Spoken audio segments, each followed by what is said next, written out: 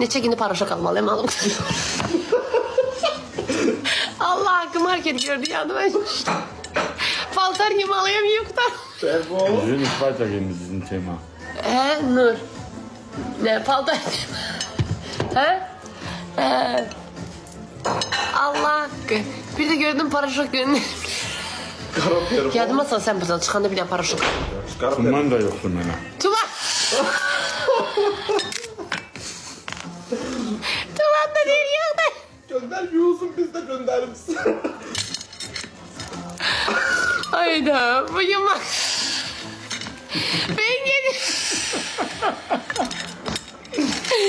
Bugün geçmişliği almaya tanmadım. Tumanları beğenmedi. Nur çok sağ ol. Yalan demiyorum. Kulak as. Yalan deme ciddi değil. Aslında gösterim değil bunlar yaxşı oturmur. Diye dumanlar mı yok? Benim kişi paraşok yok da. Oturdu nerede? Ben kötülüm döndü. Paraşok almayayım yine alacağım bugün çıkanda alacağım. Pervoz o da var. Ariyet pervoz.